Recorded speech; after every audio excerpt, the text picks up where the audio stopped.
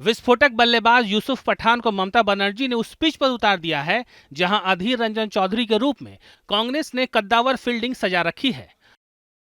ममता की नजर उसी एक सीट पर खास जमी है जिसे ममता दीदी आज तक भेद नहीं पाई हैं। यूं तो यूसुफ पठान का ताल्लुक पीएम मोदी के होम ग्राउंड गुजरात के वडोदरा से है, लेकिन कोलकाता नाइट राइडर्स से जुड़ने की वजह से यूसुफ पठान का बंगाल से कनेक्शन जुड़ा और इसी कनेक्शन को ममता बनर्जी ने 57% मुस्लिम आबादी वाले क्षेत्र से जोड़ दिया।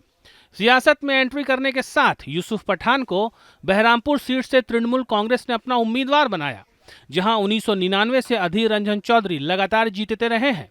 इसलिए ममता के स्टैंड को अधीर बाबू ध्रुवीकरण कर बीजेपी को फायदा पहुंचाने का आरोप लगा रहे हैं। ममता बनर्जी की अगर कोई अच्छा सोच होती तो कम से कम गुजरात में गठबंधन से एक सीट की मांग कर लेती कि मेरा एक ही उम्मीदवार खड़ा होगी गुजरात से, उनके नाम है यूसुफ पठान। लेकिन यहां उनको इसलिए भेजा गया कि आम लोगों में ध्रुवीकरण हो, बीजेपी को मदद मिले और कांग्रेस पार्टी हारे। मुर्शिदाबाद जिले में आने वाली बहरामपुर सीट पर 2019 में ममता बनर्जी ने मुस्लिम कैंडिडेट नहीं दिया था, लेकिन इस बार मुस्लिम बाहुल्य सीट पर मुस्लिम कैंडिडेट देकर क्या ममता बनर्जी ने अधीर रंजन से बदला लिया है? क्योंकि अधीर और ममता के बीच 36 का आंकड़ा रहता है।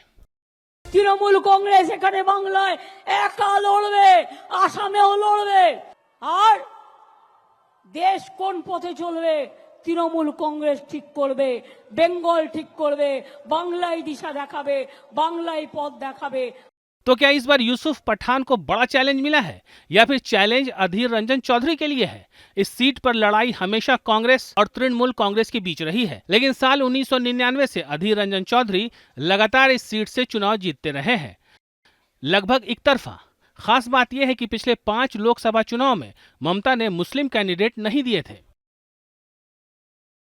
1999 में अधीर रंजन चौधरी 96,000 वोटों से जीते, 2004 में 1 लाख से ज्यादा वोटों से जीते, 2009 में जीत का मार्जिन 2 लाख से ज्यादा था, 2014 में करीब 2.5 लाख वोट से टीएमसी को हराया, 2019 में तृणमूल कांग्रेस के अपूर्व सरकार को 80,000 से ज्यादा वोटों से मात दी। इसलिए ममता बनर्जी अधीर के खिलाफ मुस्लिम कैंडिडेट लेकर आई। इस मामले पे मेरा कुछ बोलना अभी ठीक नहीं होगा। इस पे पार्टी के स्पोक्समैन, टीएमसी पार्टी के स्पोक्समैन या नेतृत्व बोले तो ज़्यादा बेहतर होगा, कि मामला सेंसिटिव है और मामले में बहुत कुछ लोगों ने कंट्रोवर्सी पैदा करने की कुछ हद तक कोशिश की है। कल ही अनाउंसमेंट हुआ है और आज मैं इस मामले में, इस विषय में किसी कंट्रोवर्सी का शिकार या किसी कंट्रोवर्सी में शामिल नहीं होना चाहूँगा। 2019 के चर्चित सांसदों में एक नुसरत जहां का टिकट भी इस बार कट गया। ममता बनर्जी ने पॉपुलर चेहरे की जगह बशीरहाट से हाजी नूरुल इस्लाम को उम्मीदवार बना दिया। आपको बता दें कि बशीरहाट के अंदर ही संदेश खाली का इलाका आता है। ऐसे में हाजी नूरुल इस्लाम को तृणमूल कांग्रेस की ओर से इनाम मिलने पर बीजेपी सवालों के तीर चलाने लगी, क्योंकि हाजी नूरुल पर पहले ही दंगे का आरोप लग चुका है। और अब संदेश खाली पर उठे तूफान के बीच ममता बनर्जी ने हाजी नूरुल इस्लाम के जरिए नुसरत जहां को रिप्लेस कर दिया। नुसरत जहां पिछले काफी वक्त से खामोश है। ममता बनर्जी पर लगातार सियासी हमलों के बीच उन्होंने कोई बचाव नहीं किया। ऐसे में पार्टी के अंदर नुसरत की चमक फीकी पड़ने लगी और मुस्लिम वोटों को साधने के लिए ममता ने बड़ा दांव चल दिया। तो ये होना ही था, न नेता, न नीति, न नीयत, आपस में स्वार्थ का टकराव। तो परेड हो रहा है 42 कैंडिडेट का, होने दीजिए।